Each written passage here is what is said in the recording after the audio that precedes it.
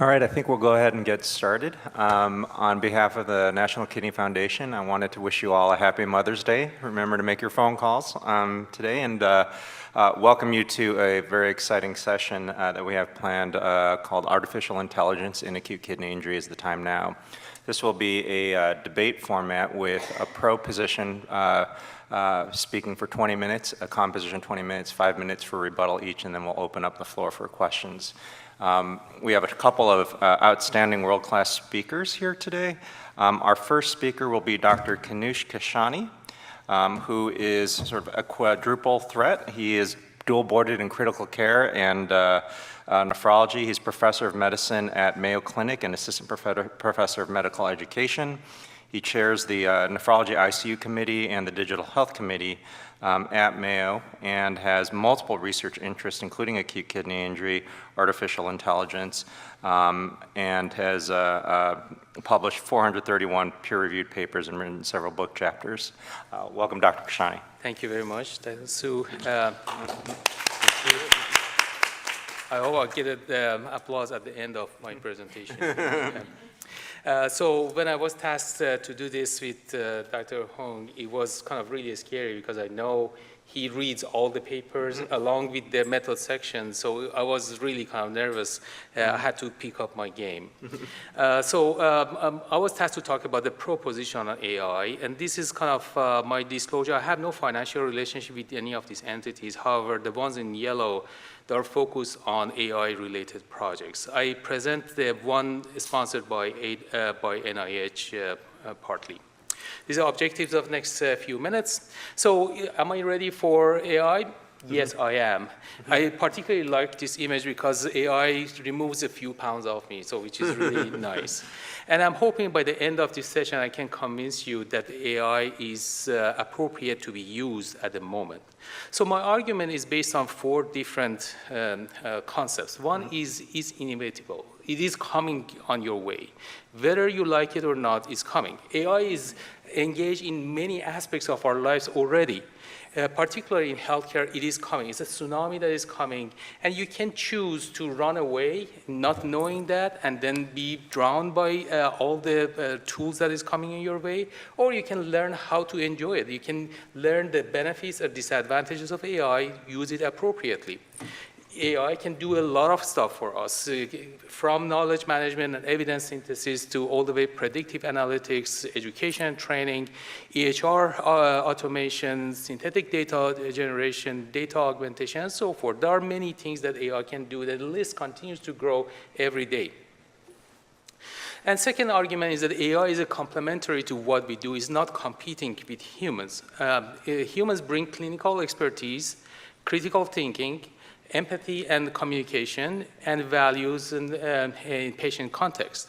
However, AI has a significant ability to provide data analytics, pattern recognition, prediction, and automation in the workflow. So we are hoping that with that combination, we can improve quality of care and therefore improve patient outcome. Humans bring wisdom and AI brings insight. And with that join, we can potentially improve the care we provide for our patients. One of the aspects that we are completely different from AI is data processing. Humans process data sequentially. It's low dimension processing. It is vulnerable to noise and missing data, and it is very sporadic. While AI has panoptic vision of that, its high dimensional data integration, it can identify subtle trends and nonlinear relationships. It's invisible, can identify invisible patterns and continuous monitoring. So for example, imagine that the patient has many medical records, many information in the medical records. A prism of AI can potentially identify trends that we cannot ever identify. It can say subtle complement trends over the past 6 months, for example, or microtemporal pattern in creatinine rise, hidden medication exposure that we didn't notice but can result in AIN. So in a clinical decision support system, humans do manual chart review. AI does EHR mining in continuous signal detection. In pattern recognition, it is clinician drive and physiologic based. However, AI is machine learning driven by high dimensional pattern extraction. In hypothesis generation is often due to evidence or experience based on clinicians. However, it is probabilistic ranking of the disease states. And finally, in decision support, often diagnosis by clinicians is static. When you come up with a diagnosis of acute kidney injury, why patient has acute kidney injury through contrast or ATN, it is very hard to change. It is based on the predefined guidelines versus AI that provides real-time patient-specific recommendations. So for example, if you have a patient with rising serum creatinine and active urine sediments, you can think about intrinsic renal failure. So you can think about the differential diagnosis, GN versus ATN, you decide to go for kidney biopsy. The way that these machines think is that they go to all data available on these patients, all the laboratory trajectories for many, many years before, 5 years of vital signs, natural language processing can review all the notes, including nurses' notes that are extremely powerful, but we never ever review those. It's very rare that the physician review nurses' notes while they are very powerful, very strong. Identifies a series of models in order to provide some probability of differential diagnosis. For example, the output could be GN has a probability of 72%, ATN has 18%, and therefore recommends some serology specific for that patient population. So as a matter of fact, AI identifies correlation, and nephrologist validates the causation based on the critical thinking that we have. I would like to compare AI to a radar that help us to be a good pilot. AI can provide information that we need in order to run the show appropriately and get patient to the final destination. Third argument is that we really need to define what we are expecting from AI tools. Is it the process of care or this is outcome? And as a matter of fact, when we use AI as a medical tool, a medical device, our expectation is that this improves process of care, including prediction, evidence-based medicine, clinical decision support, personalized medicine, workflow optimization, and continuous monitoring. And this invariably and inevitably would result in improvement in outcome. If it hasn't been shown yet, it will show in the future. Improvement in health, slower disease progression, lower complications, improved quality of life, and lower healthcare burden. Now, let me use an analogy of a device that would like to kind of represent the hospital bed versus AI. Both of them are medical devices.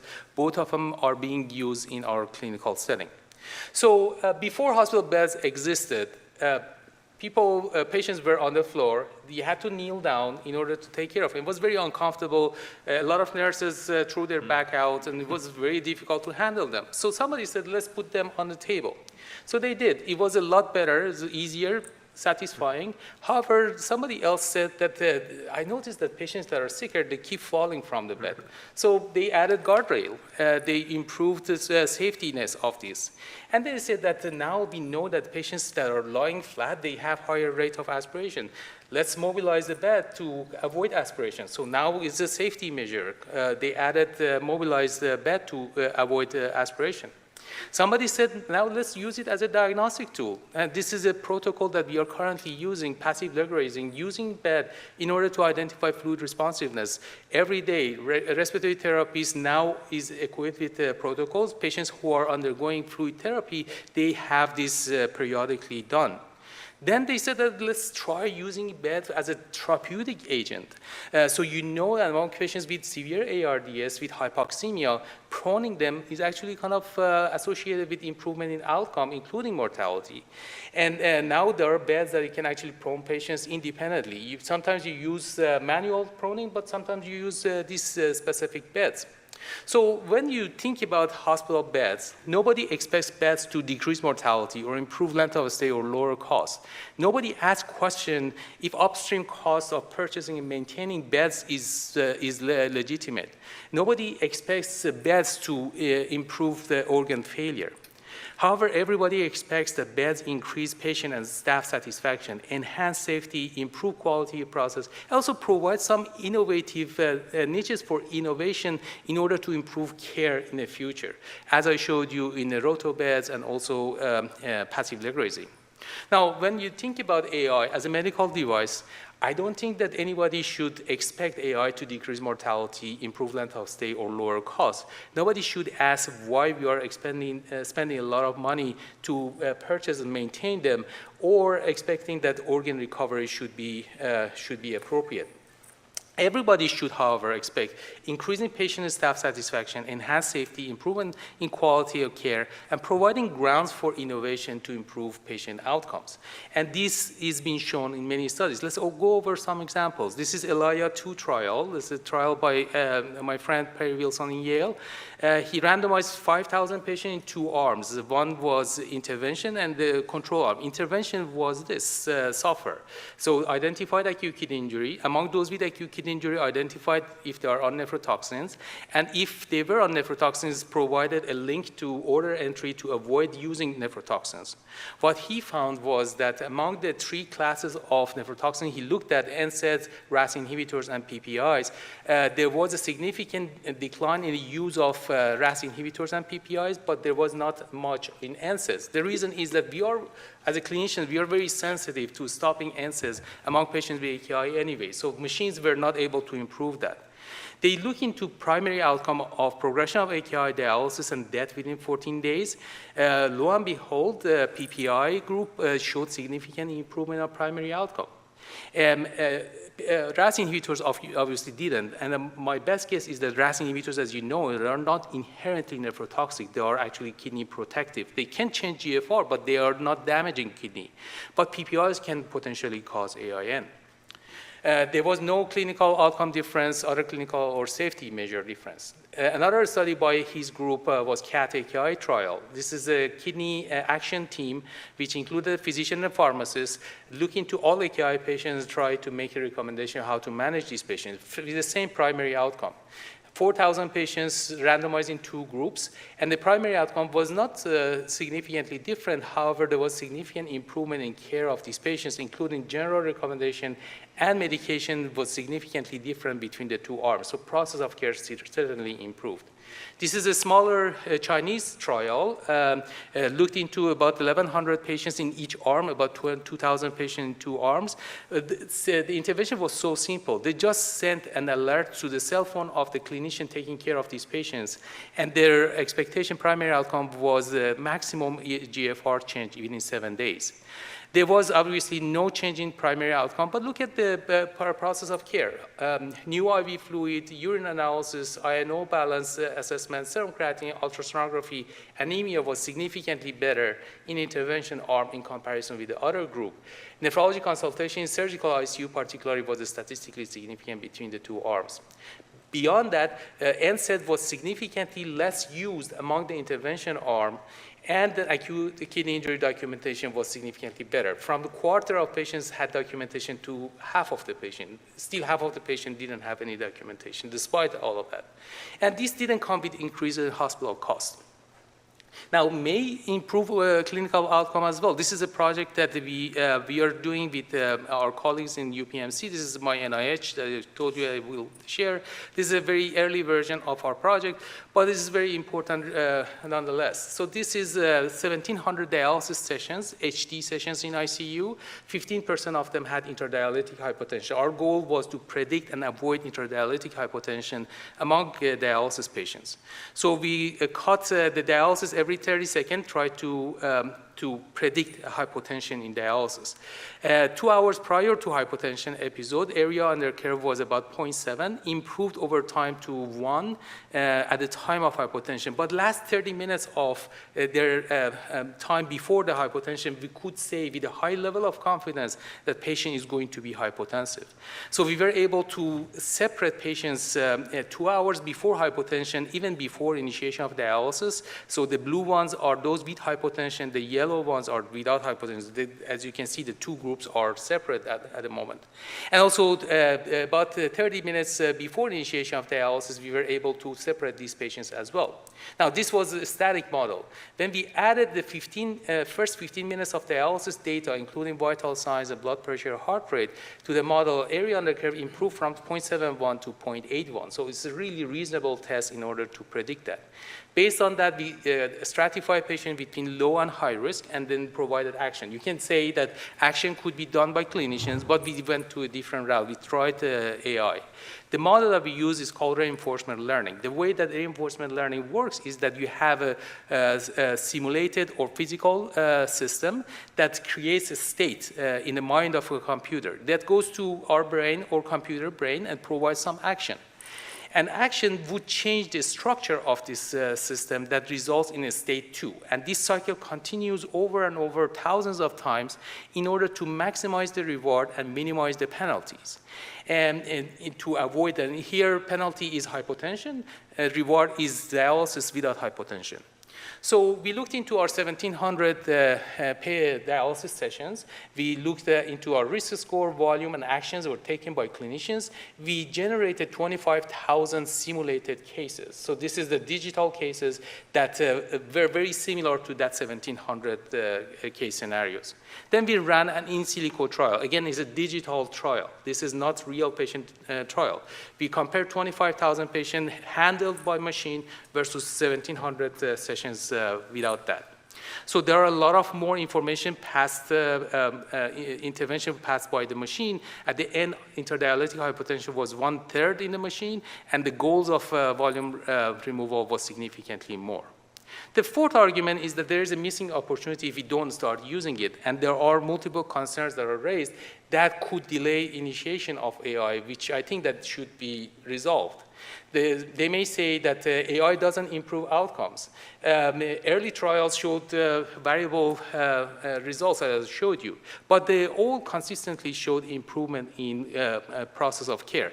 So change of process is expected to improve the outcomes if we enroll larger number of patients over time. So outcomes comes after change of process, not before. They may say that AI is just correlation, is not causation. Clinical medicine uses a lot of probabilistic reasoning. Many decisions are made before full causal certainty. How many patients we stopped cardiac angiography because they had CKD5? They died because of heart failure, but they had a good kidney CKD5 off dialysis. And the contrast-associated acute kidney injury was just a correlation. There was no study. There is no study that shows that contrast can cause acute kidney injury.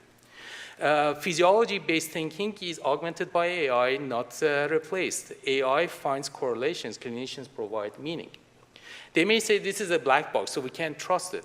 Many clinical tools that we are already using are black box. How many times have you actually went into Chadback's score and looked into all variables that is used, or Apache score, there are variables that are used? We use those scores, but we don't necessarily need to know all the variables that are used. In addition to that, AI tools are now explaining what variables they are using. There are tools like SHAP values that they identify the more important variables. Generative AI is using to increase explainability. Trust comes because of performance and validation. Trust is not only for transparency. So what we don't need the perfect explainability, but we need reliable performance. They may say that the AI causes bias, therefore healthcare disparity.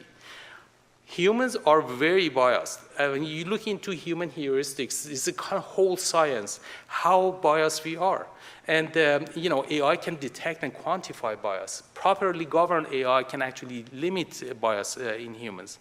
And AI doesn't cause bias, but exposes it and allows us to resolve it. They say that AI may de-scale us. Technology has always changed the rules. How many of you have lost a little bit of your skills on a stethoscope when you started using POCUS? I don't use the stethoscope any longer. I use POCUS every day. So I'm not sad about losing that skill because I learned better skill.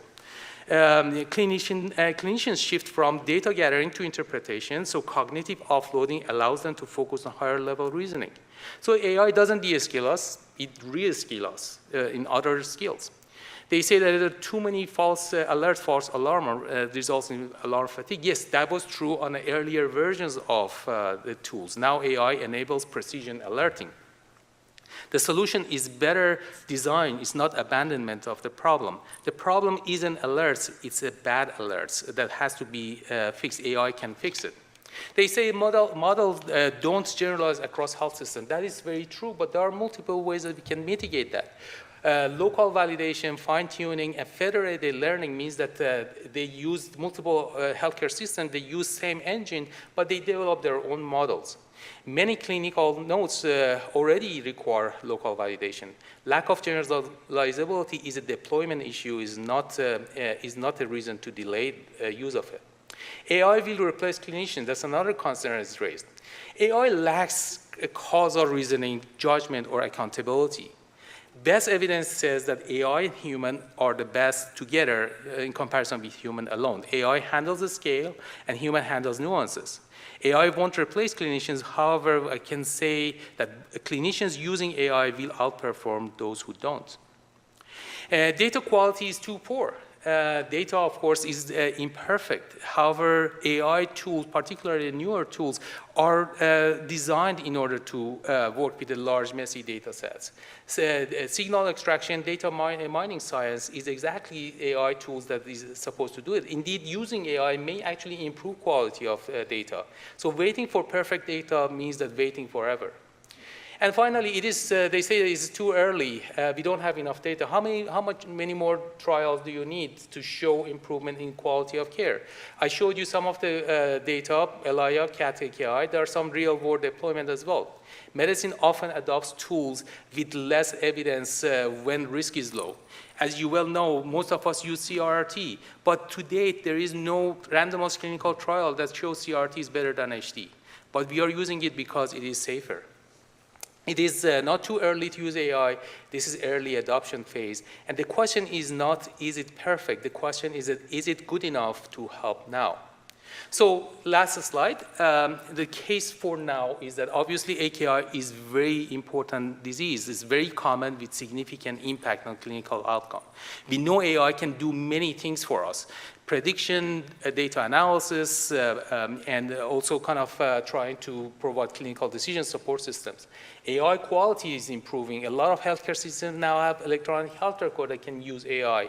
It is an unmet need, and clinicians are asking for it. And we can be very responsible. The price of status quo would be late recognition, missed opportunities, variable care, and worse outcomes and higher costs. However, with use of AI, potentially we can get to earlier detection, timely intervention, personalized care, better outcomes, and lower cost. So this is how I see that AI eventually will show how our care is improved. Fewer AKI, less progression, less mortality, a shorter length of stay, lower cost, and better quality of life. With that, I thank you for your attention. Thank you, Kanush, for that wonderful presentation. In the red corner, we have Dr. Michael Hong. He's going to represent the grizzled veteran viewpoint. He is a professor of medicine at the University of Michigan, where he also serves as the associate chief for clinical affairs for the Division of Nephrology and Hypertension, or Division of Nephrology. He has multiple research interests focusing on critical care nephrology and AKI.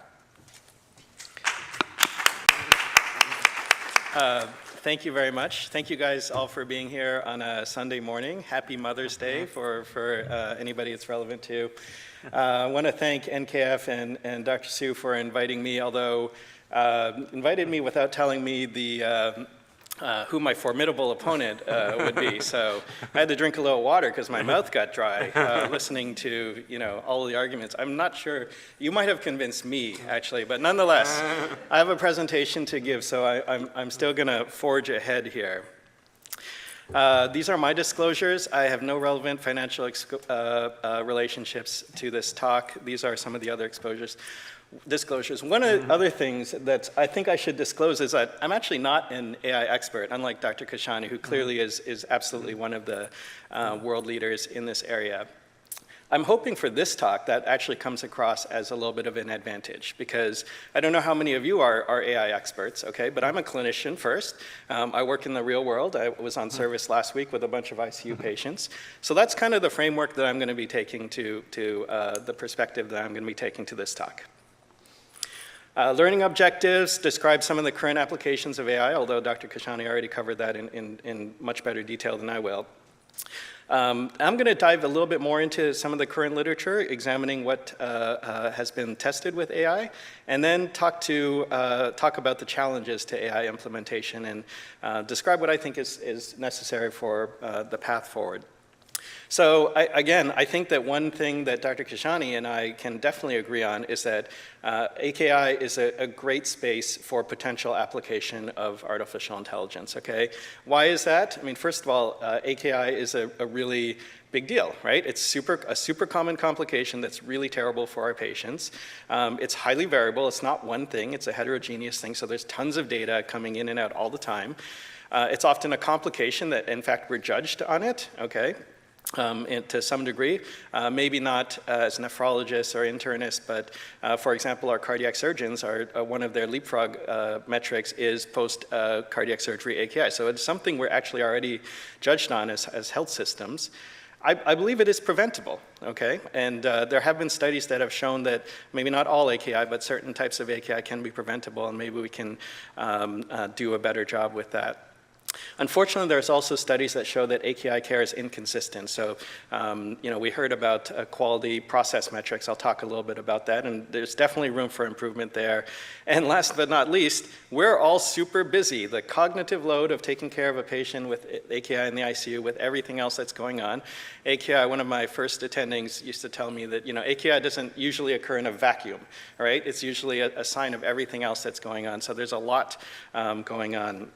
So I think, again, AKI is actually a great space for AI implementation, and there's a couple of ways I think that I'm going to focus on for this talk. The first use case is prediction.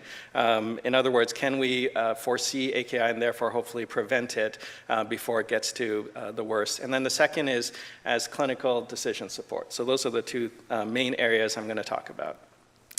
Starting with prediction, this is a study that I thought was really interesting when it came out. This came out in Nature, actually, in 2019. To me, this is one of the first studies that put AI prediction, AKI prediction on the map. This was a collaboration from the group from Google and DeepMind, and basically they looked at national VA data. So they used the entire VA data system for, I think it was a couple years, and they put it into their massive computers to try to find a way to predict AKI. In the study, the AKI occurred in about 13% of admissions. The model predicted about 56% of all AKI, but 90% of dialysis requiring AKI. Basically, what this figure shows is, this is a graph with traditional creatinine on the y-axis. So you can see by the time around day 6, when the creatinine rises, this is when we would traditionally diagnose somebody as having AKI. What they were able to show is that this red line is the threshold they choose for the alert. They were able to show that up to 48 hours before where we would traditionally diagnose AKI, they were able to predict it, okay? This sounds fantastic, right? Now we have 48 hours, we have a window of opportunity to hopefully, avert disaster, okay? And I truly believe that's possible, that we can avert disaster in AKI, that AKI is preventable.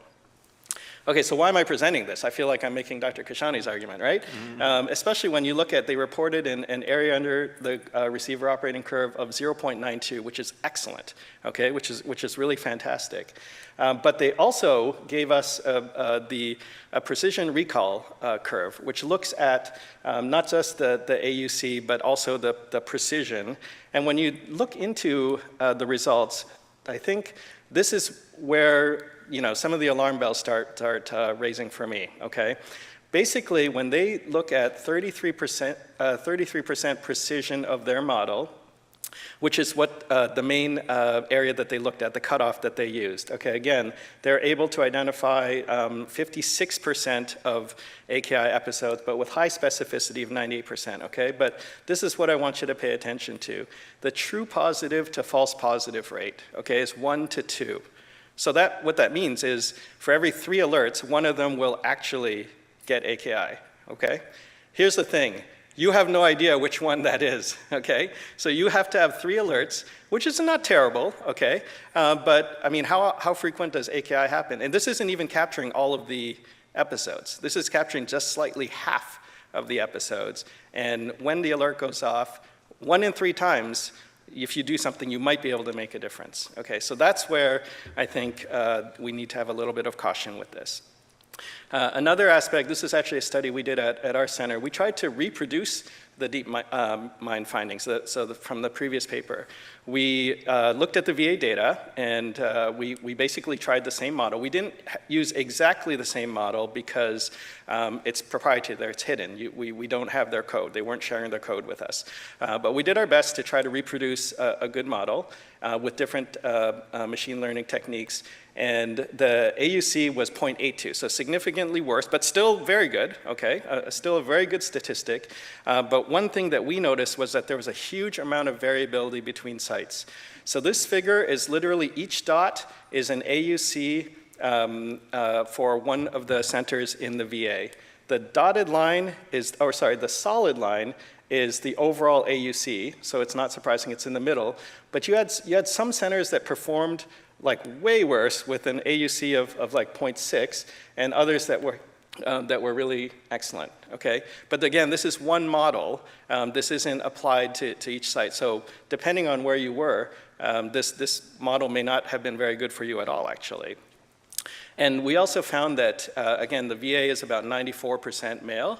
So that's what male patients, that's what the model was developed on. And so perhaps not surprisingly, it performed worse in females than males, which brings up obvious disparity potential issues. And this was true even after we updated it using our center, University of Michigan's center with balanced sex data. So it still seemed to perform worse in females than males. This is another study that was really interesting from University of Chicago. They used a multimodal model. So what that means is they didn't just look at structured data, like diagnostic codes and things like that. They used natural language processing, and they looked into notes. I agree with what Dr. Kashani said. There's a ton of really important information in notes that we don't a lot of times we don't read, And so if there's a way for AI to really dive into there and get that information for us and incorporate it, that would be fantastic. So that's what they tried to do in this study, okay? And not on a small scale. This was 2 centers. I think it was University of Chicago, but I think also University of Wisconsin data. And you can see 340,000 hospitalizations for the development. And importantly, they did validate this as well. They took part of their data to validate it. And they were really looking at stage 2 or worse acute kidney injury, which developed in about 3% of patients. So what they found was, again, an excellent AUC of 0.88. So that looks fantastic.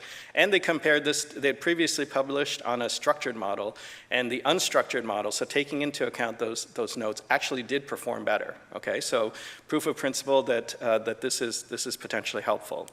And then they, again, fantastic, showed that if you use a probability cutoff of 0.091, which I'll talk a little bit more about, the threshold for predicting AKI using that cutoff was a median of 48 hours. So once again, they were able to show that you have this maybe 2-day window to try to intervene before the worst part, stage 2 or worse AKI happens. So, okay. But here's the friend. Dr. Corner is a good friend of mine, okay? So I was like, wow, Jay, this is fantastic. Like, this must be transforming what you guys are doing. And his answer was, well, we haven't turned it on. I'm like, what do you mean you haven't turned it on? Like, this is literally a system that's running in the background in their EHR that they can turn on or off at any time. Okay, I'm probably oversimplifying it, but it's available. Okay, but they're not using it. Okay, why are they not using it? So let's look at their table. Again, beyond the AUC, okay, looking at sensitivity, specificity, their proposed probability cutoff of 0.91, okay, occurs in about 11.7% of encounters, okay? In this case, in their study, almost 10,000 times this alarm would have gone off. The sensitivity is decent, 78%, okay? The specificity is 91%, but here's again where I want you to pay attention.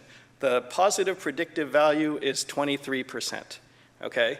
So now that means that 1 in 4, okay, of these alerts that come through is actually going to develop AKI, okay? So, you know, and again, you don't know which one of those 4, but you have to treat all 4 of them seriously, or what's the point, okay? I think you know what my conclusion is, but let me read to you what the conclusions from the authors themselves. This is a quote. In bold is my emphasis, not theirs, but just to read it. Similar to prior AKI risk scores, the positive predictive value remains lower than desirable. If we were to implement this could lead to alert fatigue as well as higher workload and interventions for patients not destined to develop severe AKI. Okay, so to me, that sounds like potential harm out there. So that's part of my concern with why AI may not be ready for prime time, okay? Okay, and you might be saying, Mike, you are clearly cherry picking the studies. Okay, you're clearly making, obviously I am, right? You would be right, I totally cherry picked those studies, okay? Here's the thing, I cherry picked the best studies out there. Okay, those are the best studies. Dr. Kashani may disagree in his rebuttal, but to me, those are the best studies that we have showing the prediction, okay? But even if I was picking the worst, you don't have to listen to me because there have been meta-analyses looking at this exact question of of AI for predicting AKI. This meta-analysis looked at 95 studies. Okay, first thing to note is that there have been a ton of studies, 427. The reason they only included 95 is because most of the others had not tried to do any validation. Okay, so they had only just demonstrated in a single population. They didn't try to validate it. An overall pool of AUC for AKI prediction was 0.82, so this is a little bit lower than again, the studies I cherry-picked for you. But here's another thing, and by the way, it was lower whenever they tried to do external validation in general. And then, of course, there was a huge amount of heterogeneity in the studies, okay? And then this is what they found in terms of risk of bias. Red is high risk of bias, and overall there was a high risk of bias across the studies. So again, I believe AI is the future. I think that I agree with the tsunami. I feel the tsunami, you know, crushing me sometimes. I just think we need to pump the brakes. I don't think it's quite ready for right now. Here's a cautionary tale. This is not AKI, but this is a study that was looked at in sepsis. How many of you guys use Epic in your health system? Oh wow, like almost everybody. Did you guys know that there is something called the sepsis prediction model? Do you guys? Yeah, I know Dr. Kashani knows. He probably developed it. I don't know. So, but okay, so this is something that runs in the background. It might be running in the background of your health system in Epic right now. Okay, it's something that's developed by Epic. You don't know what's in it because it's proprietary, so they don't tell you what the code is. But this is a group from Michigan that looked at the efficacy of this thing that is actually implemented. It's actually out there right now. It was running live in our medical center. So they looked at it and basically said, hey, we want to look at how this EPIC sepsis model does. And what they found in a one-year analysis, sepsis occurred in about 7% of hospitalizations. The threshold for this score was met in 18%. The overall AUC was 0.63, which is not great. Okay, they did find that you could have a little bit of a lead time between the score threshold and onset of sepsis, which is important, although this was only 2.5 hours, okay? Their positive predictive value that they found from this thing that was live in our system was 12%, okay? And the negative predictive value was decent at 95%. So again, from an efficacy point of view, I would say this was not great. It actually failed to identify the majority of patients with sepsis, and there was opportunity there, okay? Of those that were identified, 40% didn't get antibiotics on time, which is a quality metric. So they could have done better. It could have helped. There was room for opportunity to help. What about the workflow impact? Okay, so again, this is using a score of greater than 6, which is within the threshold that Epic recommends to use. If you just looked at any time this happened in a hospitalization, if it happened once and you had to address it, the number needed to evaluate would be 8 in order to actually find one that had sepsis. Okay, so eight to find one, okay? Which means 7 out of 8 times you're doing potentially extra work. Or even worse, you're doing interventions that the patient may or may not need that may or may not be harmful, okay? And actually, that's actually the best number. That's if you only do this once during your hospitalization. If you look at this end, this alarm is in theory continuously running. Okay, it's continuously getting input, a change in lab, change in vital signs, anything like that. It's continuously updating. If you chased it down every time it met this threshold, that number needed to evaluate goes to 109, okay? So let's see what the author said about this. The widespread adoption of ESM, again, this might be live in your hospital right now if you're on Epic. Despite its poor performance, raises fundamental concerns about sepsis management on a national level. Okay, so that's AKI prediction. I'm going to talk a little bit about clinical decision support. This paper was already presented, the CAT AKI trial. Fantastic study out of Yale and the New England area. Randomized control trial of early AKI alerts with clinical decision support versus the usual care. And that clinical decision support, I know you can't read this, but it came like this with options, with personalized recommendations in the case for testing, additional testing needs, volume, potassium, acid-based meds. The primary outcome they looked at was a composite of AKI progression, the need for dialysis, or mortality within 14 days. They found some amazing stuff, and again, I'm going to go quick because this is already summarized by Dr. Kashani. First, I'd say the median time from detecting AKI to randomization was 56 minutes, so they had an amazing process in place for this, okay? And what they found was in the intervention group, the kidney action team group, they had 7,270 recommendations, of which 34% were completed. Now, in the silent group or the control group, they had 7,300 recommendations. They didn't actually give these recommendations. This is just what they would have recommended for these cases, okay? So this is usual care. The clinicians didn't get these recommendations. But they still completed about 24% of what's recommended. So you can see there was an almost 10% increase in these recommendations following through. So there were definitely process improvements here, as Dr. Kashani noted, increased AKI documentation, testing, appropriate med changes or dose adjustments, and I think very importantly, nearly 80% of the physicians that were surveyed actually thought that the recommendations were helpful, okay? So this sounds like an awesome success, right? Except that also presented by Dr. Kashani, the primary outcome was not different. It occurred in 19.8% of the intervention group versus 18.4%, so actually slightly higher in the intervention group compared to the non-intervention group. And I know Dr. Kashani made the argument that we shouldn't only look at outcomes as the primary, as a threshold for implementing these things. And on a philosophical level, I agree to some degree.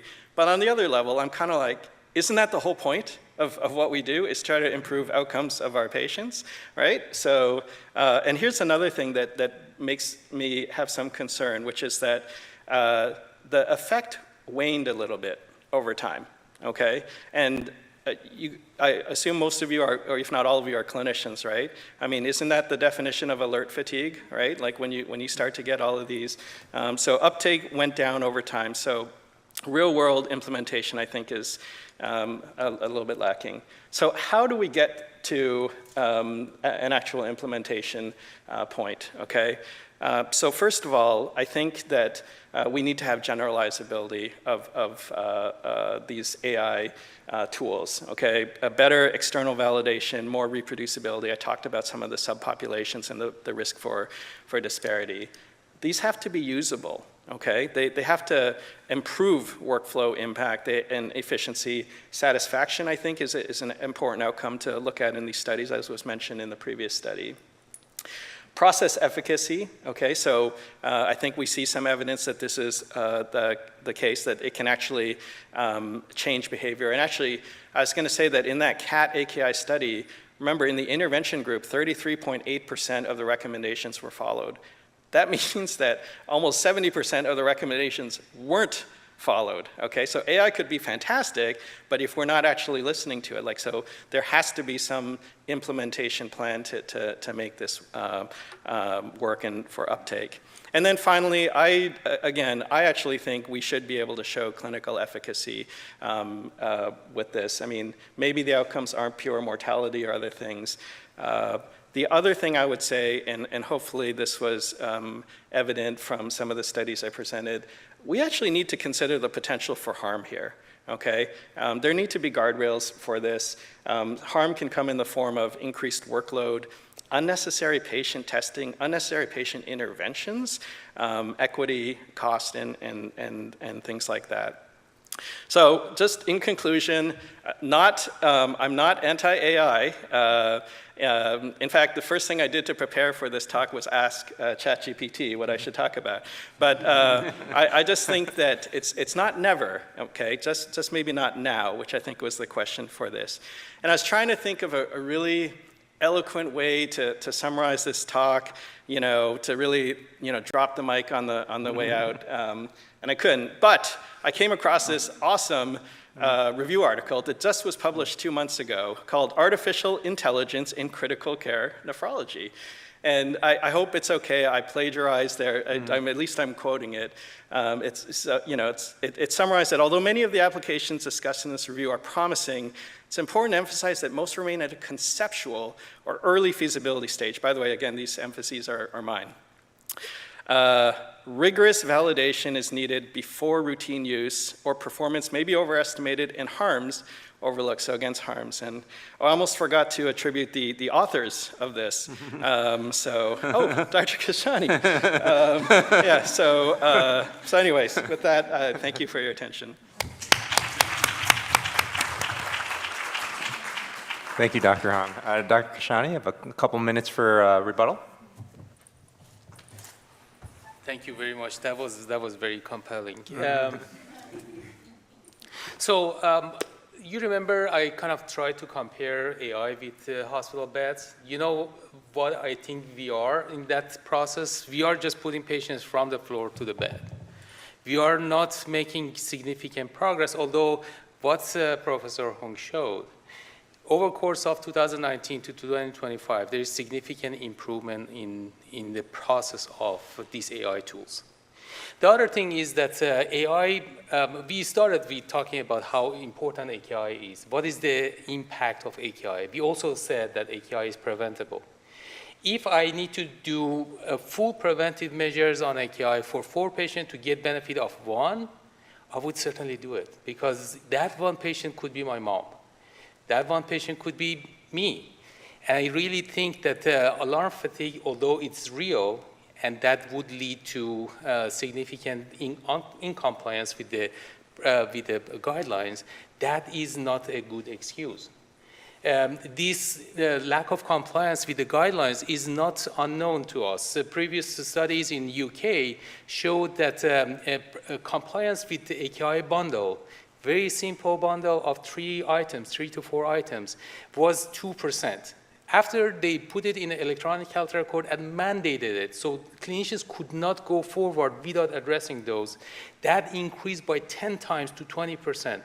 Means that 80% of physicians found a way to bypass that mandate and just don't follow the guidelines. We are terrible in following guidelines.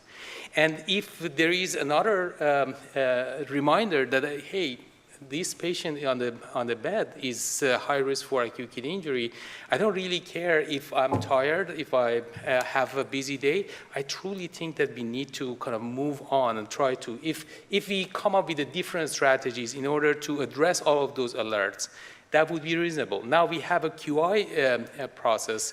because cardiovascular surgery is such an important part of the hospitals and they make so much money, they were able to pull it off. Now, I was one of the primary authors of the Sapphire trial, which we discovered the NephroCheck in our hospital. And I cannot order it for any of my patients. The only patient population we can order it routinely, and all of them actually, all 12,000 per year of those patients receive that test, are patients after cardiac surgery. Based on that biomarker, they go over some interventions that we designed based on severity of their illness. In addition to that, a lot of times we are dealing with significantly poor markers or poor tools, but they are very useful clinically. You know, area under curve of troponin is 0.7, but we are using it all the time. Troponin has helped to a lot of patients than harmed them. And you know, there has been discussion that the unnecessary cardiac catheterization due to troponin may harm some patients. There is solid data on that as well. But overall, I would say that using troponin as a biomarker, despite all the poor function of it, it has resulted in improvement in outcome.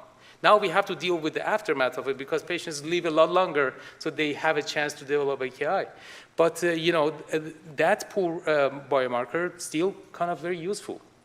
And AI is not outside of that domain. It's a test, is a tool that we can use, try to update it.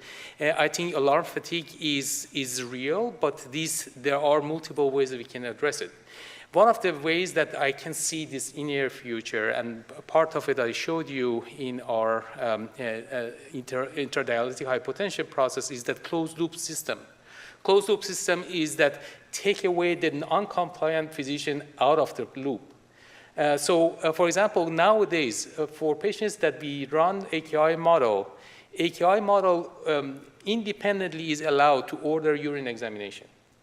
So if a patient is not very high risk, not very low risk, and is kind of in the middle, it orders urine examination. Is like $3 test, non-invasive, and very informative. And based on the results of urine examination, adjust the prediction of the acute kidney injury.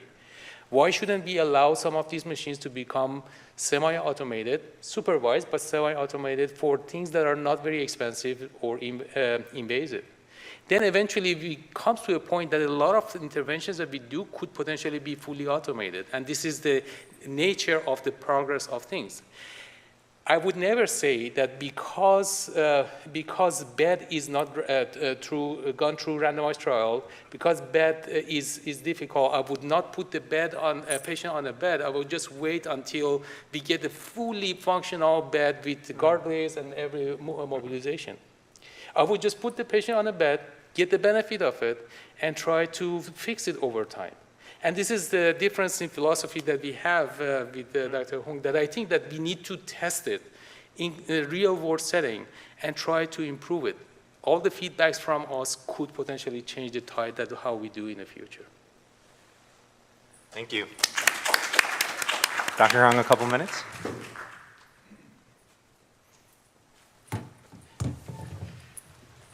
So again, definitely not anti-AI. I can't say I understand AI either, not to this degree. And I would love to live in the world that Dr. Kashani showed us earlier, you know, where AI improves our lives as clinicians, makes it easier. There's definitely times when I feel a little overwhelmed in the ICU. And so that's a future I'm looking forward to. I believe it's possible. I just don't think it's quite here yet, okay? Dr. Kashani brought up the example of the NephroCheck test, right? Are you guys, who's familiar with the NephroCheck test? A few of you, okay. How many of you have the NephroCheck available in your institution or have ever ordered it?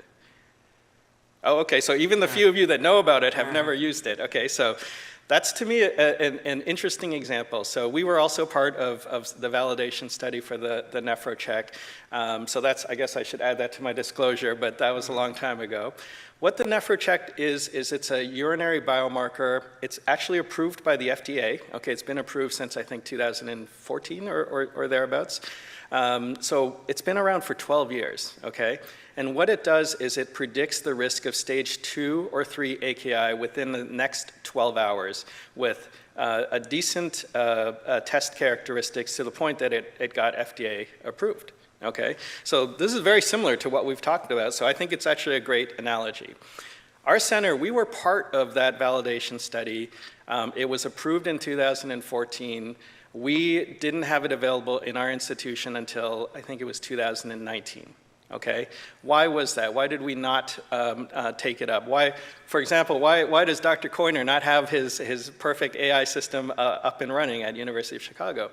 Well, we thought we couldn't justify this extra cost of this test because we didn't know that it was actually going to make a difference. Okay, at that point, we weren't sure what we were going to do different with this NephroCheck test. Now, subsequently, studies came out, single center studies, but nonetheless, from Germany that really showed that actually if you use the NephroCheck test and you have appropriate clinical decision support, you could change the outcome. Those are the studies I had in mind when I said earlier that I think it's been proven that AKI is preventable. Those studies showed that you could prevent AKI. They could significantly reduce moderate to severe AKI, in some cases by a third. Okay, so this is pretty dramatic, all right? So I'm bringing up this example because that information, that change in clinical outcomes is what led to us finally adopting and having the NephroCheck available in our health system. But that's not the entire story. So I do think showing outcomes is possible.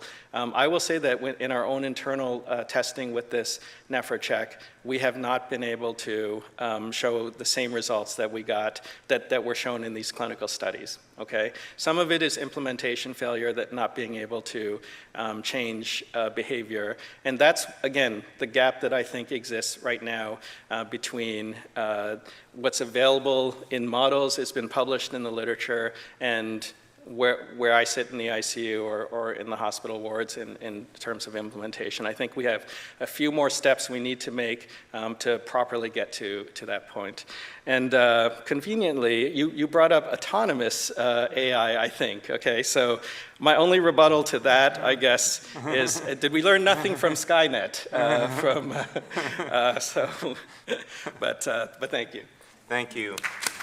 Big hand for both of these wonderful speakers for sharing their thoughts. I actually want to invite both of them up. We have a couple minutes for a couple quick questions. Please approach the microphone.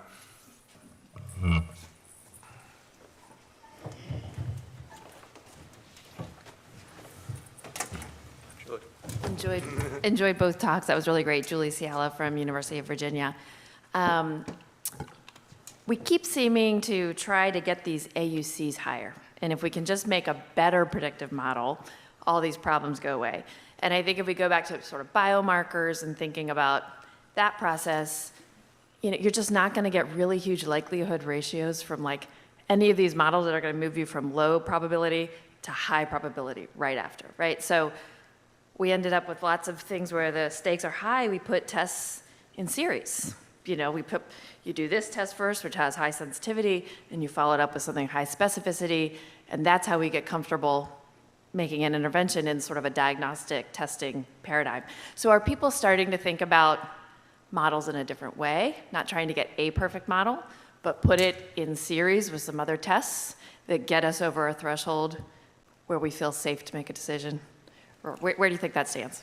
Yeah, first of all, it sounds like you should have been giving the talk I gave. No, I love both the talks, so they were great. So no, that's fantastic. And the answer, I think, is yes. I think the paper I showed from Dr. Koyner's group in University of Chicago, one of the reasons they haven't turned on the AI in their system is the quote I gave, that it's, they're worried about alert fatigue. But what they are doing is really interesting. They have it running in the background, and they're testing whether incorporating urinary biomarkers or other biomarkers of AKI to try to do a little bit more risk stratification along with that, exactly like what you said, combining different techniques might lead to improved outcomes and improved processes. That was great. This is exactly how Bayesian approach is. So you use a model, brings you kind of in the gray zone, and then use different models or tests in order to get you to the red zone or the green zone. And I completely agree. I think that eventually the way that these models are going, particularly Jay Koyner's paper, adding natural language processing to the previous model is a revolutionary step. We also, I mentioned that we do ask the models to order urine examination on its own to be able to, and this can be extended to other tests, other variables. And again, we are in the very beginning of the process, and it takes us time in order to get this right. But it doesn't mean that we shouldn't start testing it. We have to get our feet wet to be able to appropriately get to the conclusion. Cool. You were both convincing, so what are we going to do? Thank you. Alex? That was a great debate. I'm also not an AI expert, but encounter it in lots of different settings. So at our institution, we had tried to make an AKI prediction tool 24 hours with the first 24 hours of admission, and it looked probably similar to these. And I think the intention was to have it running in the background, and obviously it became a lot more complicated than that once they start calculating how much it would cost and what were the implications.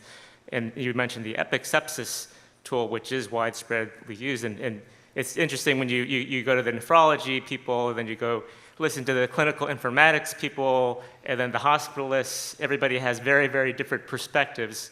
So I guess my question is, I think I know what Michael's perspective is on, when you need, what kind of evidence you need to start it. But now we have so much ML or AI going on that everybody wants it for everything. How do you determine, Dr. Kashani, what kind of evidence do you need before you can push it into implementation? Yeah, thank you. So do you know how many of these models that we develop, how many of them actually become implemented in clinical setting out of 100? Just say a number. 2%, 98% die, despite their good function, despite excellent results, including Jay Coyner's model. I call it value of death, because the distance between the time that you have externally validated model to fully implemented model is extremely difficult. And to be able to kind of overcome that, there are steps we need to take. First, we need to improve the quality of these models. Majority of these models on prospective data do not function as good as retrospective. Most of these models, as you know, they are developed on the retrospective data sets. We are able to kind of buy a sandbox in our AI cloud and then run these models prospectively. Invariably, models kind of perform poorly in prospective fashion. Implementation requires several different aspects. One is that you really need to have institutional will. Mayo seems to be very interested in this topic, so we are fortunate to be able to kind of do this a little more often.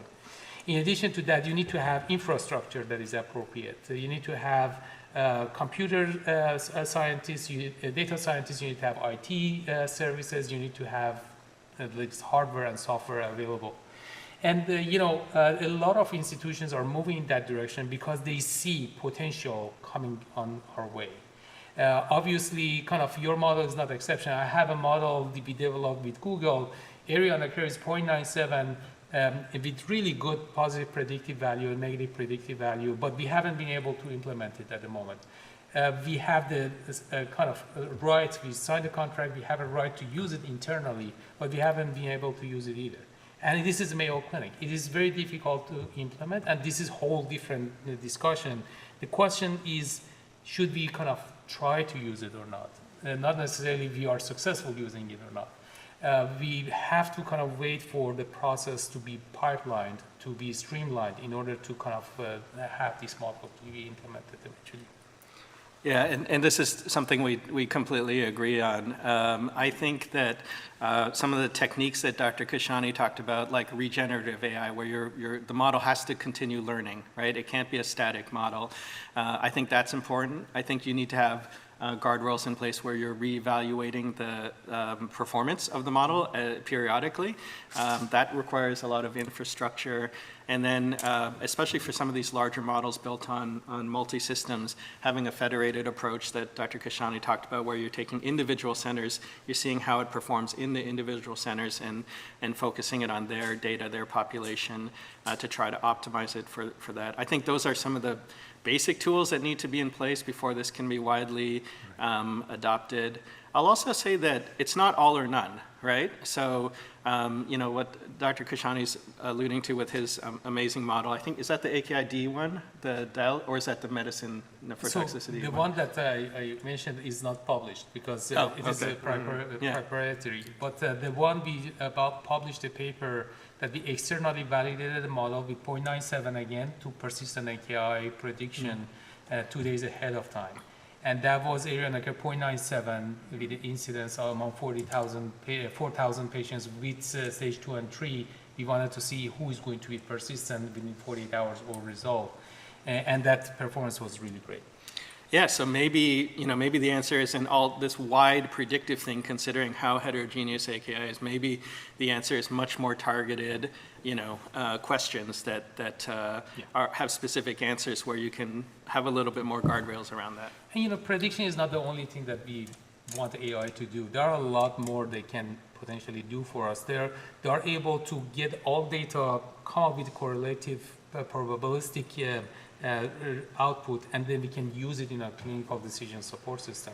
And prediction is one aspect of it, but there are multiple aspects. I showed you an example of prescriptive models, how AI can handle prescription or management of patient, could be supervised or completely automated. These are all kind of work in progress. We have to kind of get them in our clinic to be able to see how impactful they are eventually. Thank you, guys. Thank you. One last question. Thanks. William Ward, Nephrology, South Carolina. The future's bright. There's a lot of opportunity. AI is going to do a lot for us. I think about the vastness of the healthcare system, the competing interests of other businesses. Is there enough computing power and electricity, really, for these systems to run? And will it create a have and have not system of some institutions, some businesses have the ability to use AI and others don't? I have no idea. I'm going to defer that to Dr. Kashani. I was just laughing because one of the towns near Ann Arbor, where my medical center is, has a big controversy right now because they're building one of those data centers there that's going to, people are worried about sucking up all the natural resources and everything. But I think AI can save us a lot of electricity eventually. So. First of all, Mayo is a green institution, so we have solars on top of all of our buildings, and the AI power comes from our solars. So we don't use any of the kind of the gas or anything that is not renewable. And so we have to kind of move in that direction. I agree with you, it uses a lot of electricity, but if it can potentially save patients, being in a hospital, save costs, and can potentially offload the cost of using electricity upstream. This is part of the cost of the deal. Yeah. Thank you. Thank you both, and thank you all for sticking around.